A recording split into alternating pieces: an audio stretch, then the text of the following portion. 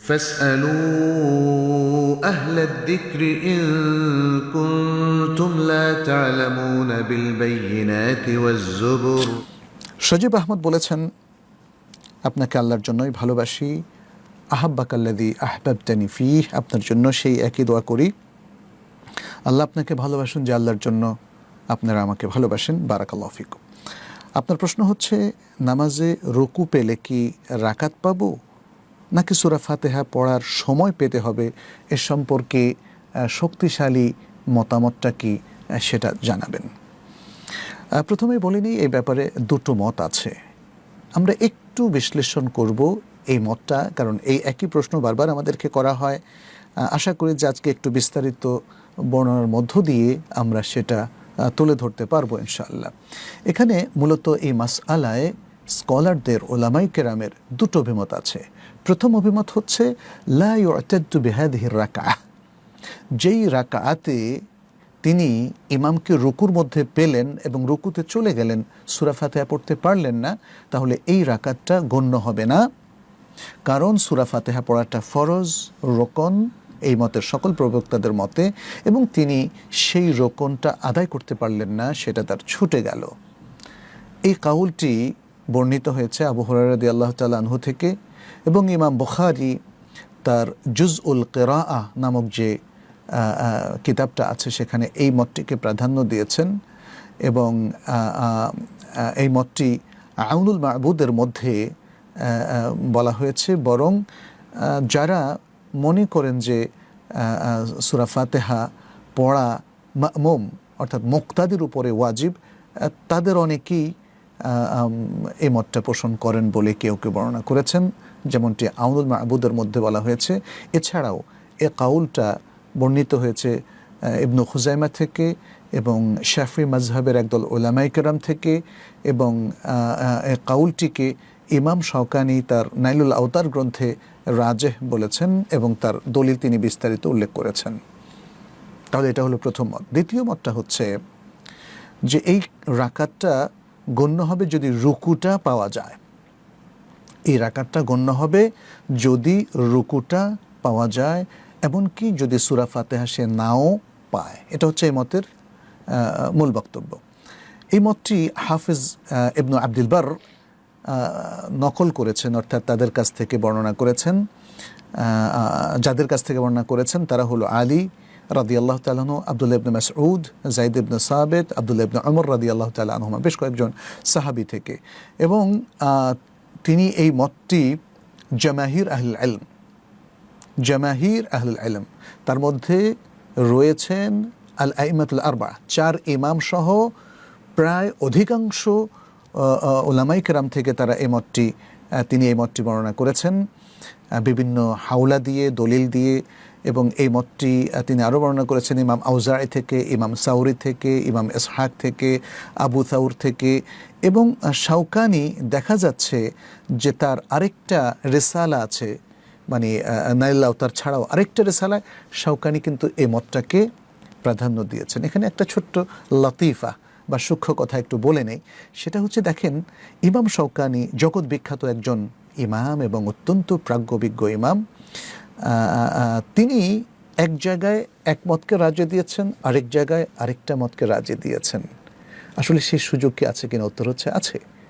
এটা প্রায় সকল স্কলারদের ক্ষেত্রে ঘটেছে। এটা হচ্ছে হয়তো আগেরটা তিনি একটা মত দিয়েছেন, পরে আরেকটা মত দিয়েছেন। ইমাম আহমদ ইবনে হাম্বল প্রচুর এই ধরনের মত দিয়েছেন। ইমাম আবু হানিফা রাহিমাহুল্লাহ তিনিও প্রচুর ক্ষেত্রে এই ধরনের মত ব্যক্ত করেছেন, রুজু করেছেন। রুজু করা মানে কি? আগের মত থেকে পরে আরেকটা মতে সুইচ করা। তাহলে এটা ফিকহি ক্ষেত্রে এবং যেখানে ইজতিহাদের অবকাশ আছে সেখানে কিন্তু এটা জায়েজ, এটা রেকমেন্ডেড এবং এটা হতেই পারে। অতএব এই ধরনের ইখতিলাফ করা হয়েছে এই সমস্ত জায়গায় আমাদের জন্য এটা জায়েজ নেই যে যুগান্তকারী একটা কথা বলে ফেলবো না, এই কথা ছাড়া কোনো দিন আর কোনো কথা ঠিকই হতে পারে না, আমার কথাটাই ঠিক। আসলে যে কথাটা আমি আজকে রাজে দিলাম, দুদিন পরে অন্য দলিলের কারণে যেটা আমার কাছে জাহির হয়েছে, আমার দৃষ্টিতে আসে নাই, আমি হয়তো ওই মতটাতে চলে যাব, প্রথম মতটাকে ছেড়ে দেব। এটা হতেই পারে। তো যাই হোক, আমরা এখানে একটু কথা বলি তাহলে। এই যে বিভিন্ন ওলামাই কেরামের অনেক বক্তব্য আমরা পেলাম, এর মধ্যে আমরা দেখি যে আমাদের শাইখদের মধ্যে অনেকেই তারা দ্বিতীয় মতটিকে রাজ্যে দিয়েছেন। শেখ বিন বাজ রাহিমাহুল্লাহ তিনি বলেছেন, হাদাল কাউল আত-তানি হুয়া আরজাহু ইনদি, এই দ্বিতীয় মতটি যে রুকু পেলেই রাকাত পাওয়া হবে, এটি আমার কাছে রাজেহ মত।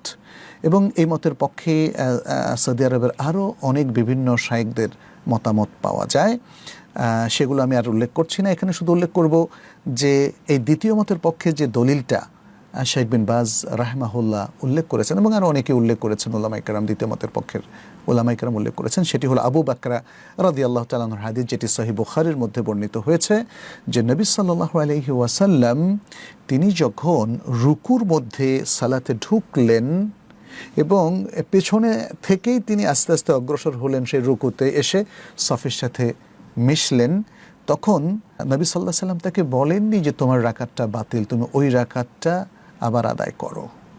বরং নবী সাল্লাল্লাহু আলাইহি ওয়াসাল্লাম তাকে বলেছিলেন, জাদাকাল্লাহু হিরসান ওয়ালা তাউদ, এভাবে তুমি রুকু থেকে মানে সফ থেকে বিচ্ছিন্ন হয়ে তুমি আর কাজটাকে রিপিট করো না, আল্লাহ তাআলা তোমার আগ্রহ বাড়িয়ে দিন। তুমি আগে ভাগে সালাতের মধ্যে ঢোকার জন্য এই কাজটা করেছো, আল্লাহ তোমার আগ্রহ বাড়িয়ে দিন, তবে এই কাজটা দ্বিতীয়বার করো না।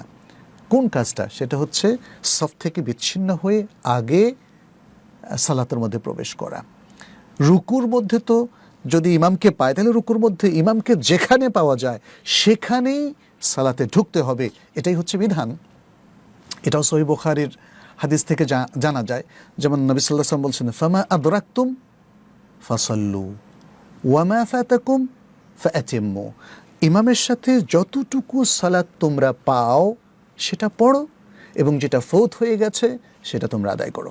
তাহলে ইমামকে যদি কেউ তাশাহুদে পায় তাহলে সেখানে ঢুকে যাবে, ইমামকে কেউ যদি রুকু অবস্থায় পায় সেখানে ঢুকে যাবে, ইমামকে কেউ যদি রুকু থেকে দাঁড়ানো অবস্থায় পায় সেখানে ঢুকে যাবে, ইমামকে যদি কেউ সেজদা অবস্থায় পায় তাহলে সেখানে সে সালাতে তার সাথে শামিল হবে। এটাই হচ্ছে রাসূল সাল্লাল্লাহু আলাইহি ওয়াসাল্লামের ইনস্ট্রাকশন, সহিহ বুখারীর ফামা আদরাকতুম ফাসাল্লু। কিন্তু আমরা দেখি যে অনেকে কি করে, ইমামকে যদি তার ভাঙা রাকাতে পায় দাঁড়িয়ে থাকে পরবর্তী রাকাতে ওঠা পর্যন্ত।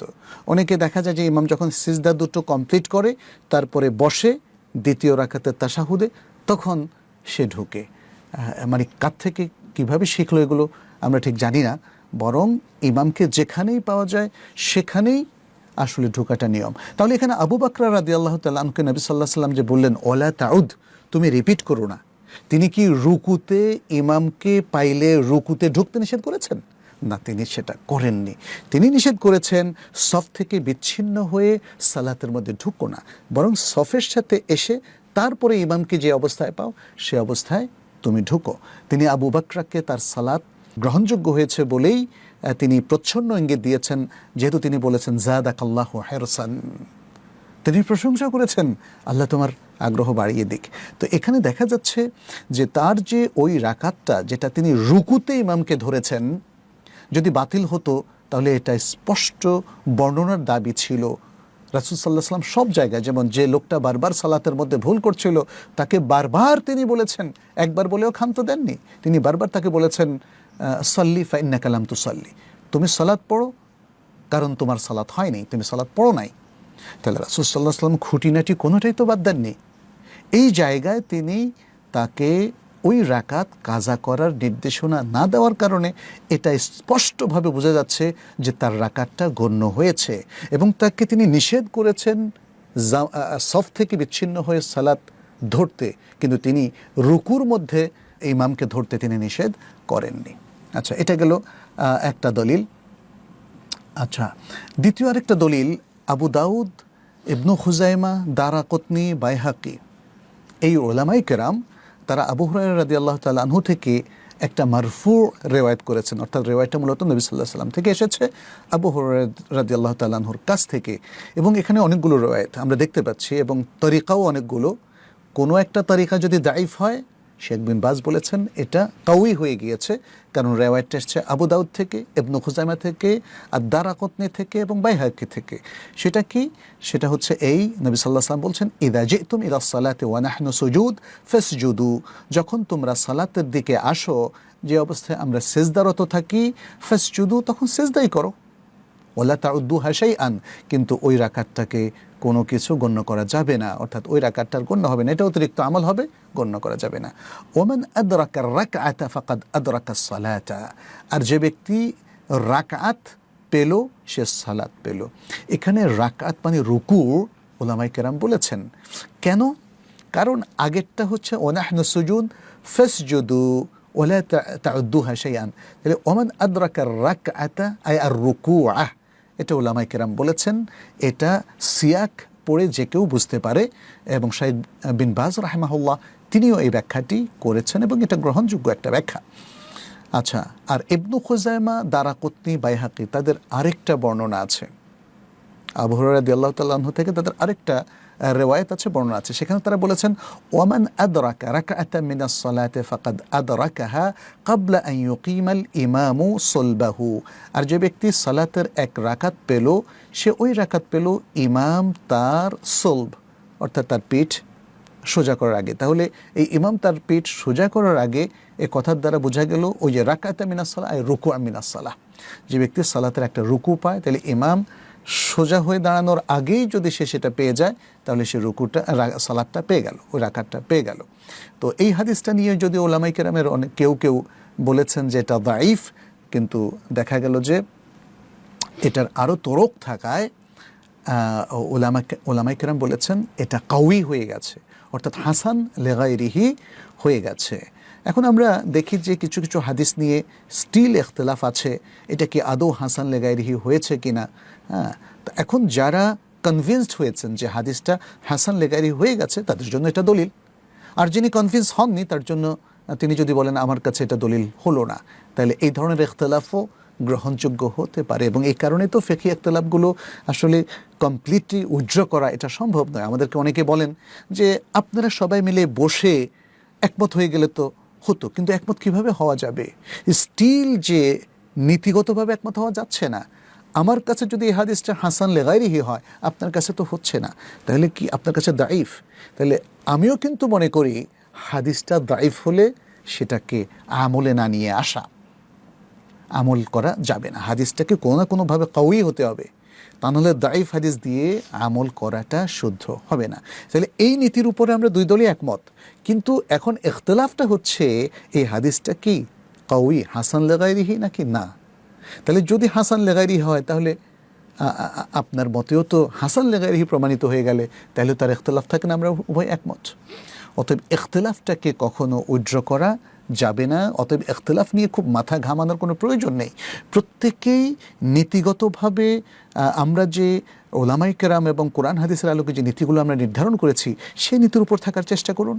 কিন্তু গবেষণা ভিন্ন হওয়ার কারণে, ফাইন্ডিংস ভিন্ন হওয়ার কারণে কোনো ক্ষেত্রে ইখতিলাফ চলে আসছে, এতে কোনো অসুবিধা নেই, এতে কোনো অসুবিধা নেই। এগুলো নিয়ে চেঁচামেচি করা, এগুলো নিয়ে একে অপরকে গালমন্দ করা, এটা আসলে শরীয়তসম্মত নয়। আচ্ছা, এখানে আমরা আরেকটু বলবো যে যেমন ওলামায়ে কেরাম অনেকেই আবু হুরায়রা রাদিয়াল্লাহু তাআলা আনহুর যে হাদিসটা দুটো তরিকায় এসেছে, একটা আরেকটার জন্য শাহেদ এবং মানে সাক্ষী হয়ে যাওয়ার কারণে সেটাকে তারা মনে করেন যে দাঈফ, এই জায়গা থেকে সেটা কাউই এবং হাসানে পরিণত হয়েছে। ইমাম নববী শারহুল মুহাদ্দাব গ্রন্থে তিনি চতুর্থ খণ্ডের 215 নম্বর পৃষ্ঠা উল্লেখ করেছেন যে ওয়াহাদা আল্লাযী যাকারনাহু মিন ইদরাকির রাকআতি বিইদরাকির রুকু হুয়া আস-সাওয়াব আল্লাযী নাসসা আলাইহি শাফিঈ, যে এই যে আমরা উল্লেখ করলাম যে রুকু পেলে রাকা পাওয়া হয় সেটি শুদ্ধ, যার উপরে ইমাম শাফিঈ, যিনি আল ইমাম আল কুরাশি আল ইমাম আল মুহাদ্দিস আল ফাকিহ, ইমাম শাফিঈ মানে বিশ্ববিখ্যাত ওলামাদের মধ্যে একজন, অত্যন্ত মুহাক্কিক, মাকাসিদুশ শরিয়া, উসুলুল ফিকহ এবং উসুলুশ শরিয়া সম্পর্কে যার জানাশোনা তার আকরানের অনেকের চাইতে অনেক বেশি ছিল, তিনিও কিন্তু এই মতটি শুদ্ধ হওয়ার উপরে নাস উল্লেখ করেছেন। ওয়াকালাহু জামাহিরুল আসহাব ও জামাহিরুল উলামা। ইমাম নববী বলেন যে শাফিঈ মাযহাবের অধিকাংশ আসহাব এ মতের পক্ষে কথা বলেছে এবং ওলামায়ে কেরামের অধিকাংশ ওলামায়ে কেরাম এ কথা বলেছে। হ্যাঁ, আমাদের ওলামায়ে কেরাম আমরা জানি তারা কোরআন সুন্নাহ দ্বারা এনলাইটেন্ড, আলোকিত। অতএব জমহুর ওলামায়ে কেরাম এবং তাদের পক্ষে যদি শক্তিশালী দলিল থাকে তাহলে সেটাকে ইগনোর করা কিন্তু আমাদের জন্য উচিত হবে না। এক্ষেত্রে যারা প্রথম মতটা প্রকাশ করেছেন যে রাকাত হবে না, তারা হয়তো এতটুকু বলতে পারেন যে না, স্টিল আমাদের মতে রাকাত হবে না। কিন্তু আরেকটা মতকে বাতিল বলে উড়িয়ে দেওয়া, এই কাজটা কিন্তু আমাদেরকে পরিহার করতে হবে। এবং আমি এখানে আরেকটু কথা বলি, ইমাম নববী কি বলেছেন? তিনি বলেছেন ও তাযাহারাত বিহিল আহাদিস, সকল আহাদিস দ্বারা এটাই বোঝা যায়, ও আতবাকা আলাইহিন নাস, এবং মুসলিম উম্মার মানুষেরা এই মতের পক্ষেই অগ্রসর হয়েছে। ওয়াফিহি ওয়াজহুন দাঈফুন মুযায়্যাফুন আন্নাহু লা ইউদরিকুর রাকা, এর মধ্যে একটা দুর্বল মত হচ্ছে, ইমাম নববীর ভাষায় আর কি, দুর্বল মত হচ্ছে যে সে ওই রাকাত পাবে না, এটা দুর্বল মত। হাকাহু সাহিবুত তাতিম্মাহ আন ইমামিল আইম্মাহ মুহাম্মদ ইবনে ইসহাক ইবনে খুযাইমাহ মিন আকবার আসহাবিন আল ফাকাহা আল মুহাদ্দিসিন। তিনি বলছেন আমাদের আসহাবদের মধ্যে, শাফিঈ আসহাবদের মধ্যে, ফাকিহ মুহাদ্দিসদের মধ্যে সবচেয়ে বড় একজন মুহাদ্দিস তিনি হচ্ছেন মুহাম্মদ ইবনে ইসহাক ইবনে খুযাইমা, যিনি ইবনে খুযাইমা নামে বিখ্যাত। তার কাছ থেকে এই মতটাকে বর্ণনা করা হয়েছে। ওয়া হাকাহু রাফিঈ আনহা, ইমাম রাফিঈ তার কাছ থেকে এই মতটা বর্ণনা করেছেন। ওয়া আন আবি বকর আস-সিগি মিন আসহাবিনা, এবং আবু বকর থেকেও আমাদের মাযহাবের যারা আলেম তাদের মধ্য থেকে আবু বকর তার থেকেও এটা বর্ণনা করা হয়েছে, এটা ইমাম নববী বলছেন। আচ্ছা, ওয়াকালা সাহিবুত তাতিম্মাহ, আত-তাতিম্মাহ এই গ্রন্থের যিনি লেখক, সংকলক, তিনি বলছেন হাদা লাইসা সাহিহ, এইটা শুদ্ধ নয়। এই যে নকলটা করা হয়েছে ইবনে খুযাইমা থেকে, এটা শুদ্ধ নয়। লিআন্না আহলাল আসারি ইত্তাফাকু আলাল ইদরাকি বিহ, কারণ এই জামানার সকল মানুষ তারা ওই রাকাত পাওয়ার ব্যাপারে একমত হয়েছেন। ফাখিলাফু মান বা'দাহুম লা ইউ'তাদ্দু বিহি, সুতরাং পরবর্তীদের খেলাফ এখানে গ্রহণযোগ্য নয়। আর ইবনু হাজার আত-তালখিস আল হাবির নামক গ্রন্থে তিনি ইবনু খুযাইমা থেকে বর্ণনা করেন যে না, ইবনু খুযাইমা তিনি জমহুরের অনুরূপ মত প্রকাশ করে বলেন যে রুকু পেলে রাকাত পাওয়া হয়। যাই হোক, আমি সর্বশেষ এই আলোচনার পরে বলবো এই দ্বিতীয় মতটি অধিক শুদ্ধ, যেটি শেখ বিন বাজ বলেছেন, যেটার পক্ষে দলিলের বিশ্লেষণগুলো এসেছে। আর আমাদের আরেকজন শেখ মুহাম্মদ বিন মুহাম্মদ আল মুখতার আশ-শানকিতি হাফিজাহুল্লাহ, মদিনা ইউনিভার্সিটির তুখোড় একজন প্রফেসর ছিলেন, আমাদের শিক্ষক ছিলেন, মসজিদে নববীর একজন শিক্ষক ছিলেন, তিনি মদিনার হারামেরও তিনি শিক্ষক ছিলেন। তিনি এখানে বলেছেন যদি কোনো ব্যক্তি দেখে যে ইমাম রুকুতে যাচ্ছেন বা মাত্র গেলেন, তাহলে দাঁড়িয়ে আল্লাহু আকবার বলে সূরা ফাতিহার কিছু অংশ হলেও পড়ে তারপরে রুকুতে যাওয়ার চেষ্টা করবে। তিনি এভাবে দুই মতের মধ্যে একটা তাতবিক দেওয়ার চেষ্টা করেছেন। তো সেটা গ্রহণ করা যেতে পারে, কোনোটাকে আমরা হাস্যকর বলে উড়িয়ে দেব না। প্রত্যেকটা মতের প্রতি শ্রদ্ধা রেখেই আমরা সমন্বয় করার চেষ্টা করব। তবে সর্বশেষ আমি বলবো দ্বিতীয় মতটাই এখানে অধিক শক্তিশালী, সব দলিলের দিকে নজর দেওয়ার পরে। আল্লাহু তাআলা আ'লাম।